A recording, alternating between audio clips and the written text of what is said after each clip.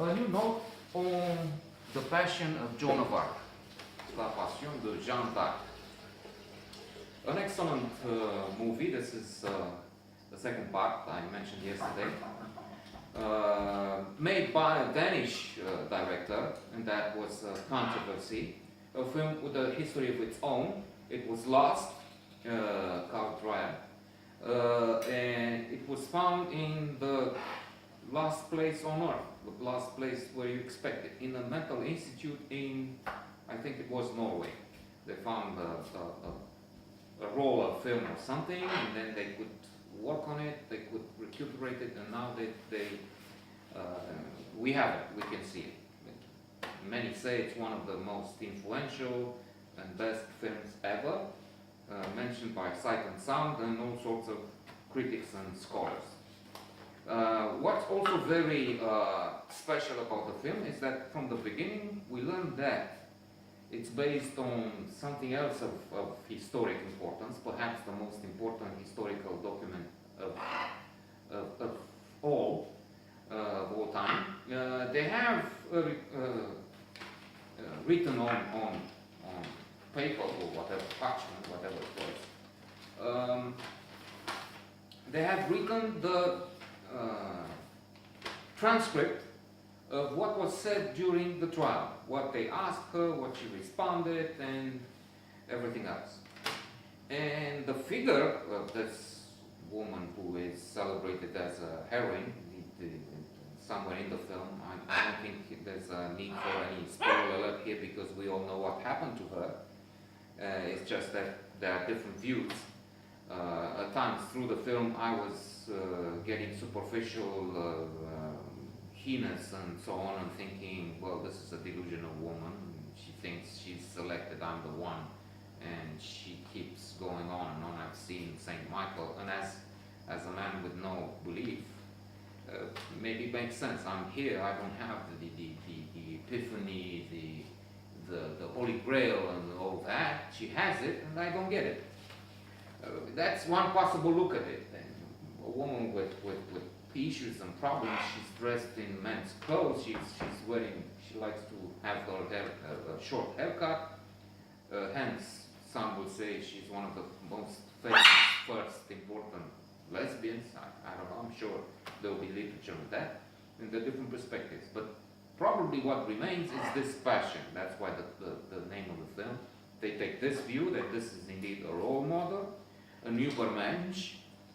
I looked it up and I read on the net that, first of all, Nietzsche had a very stupid sexist view of women, so he didn't really think of women as superhuman.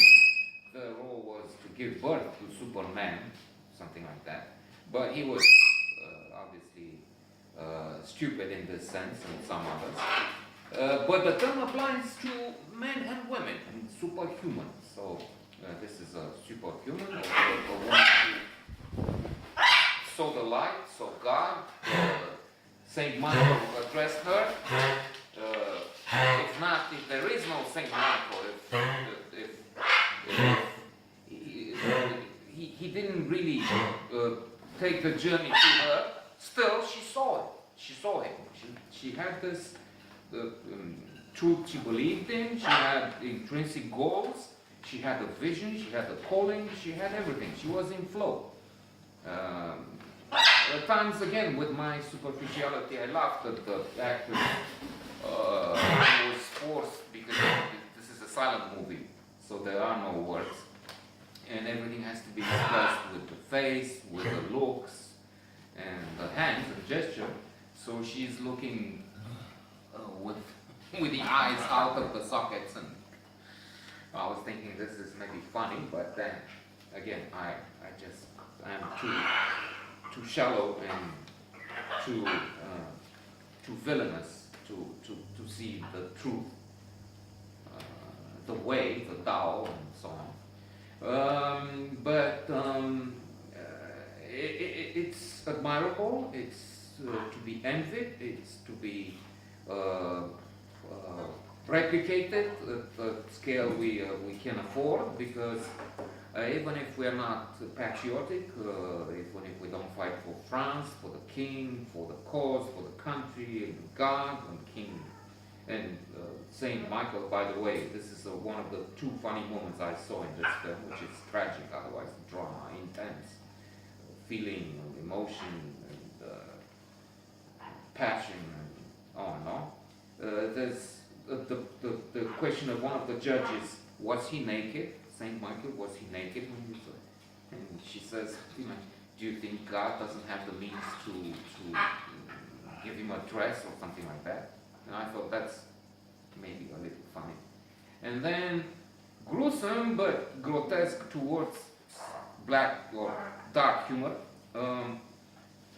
When the torturers come to her room, they say, okay, enough, she's not confessing, she's not saying the right things, we have to torture her. So 3 guys come and they look stupid, with cynical, sinister smiles and so on. And one of them has only 3 teeth in his mouth and he looks like a clown. But I mean clown. So maybe this is the second and final. Maybe when you know tomorrow, we'll see.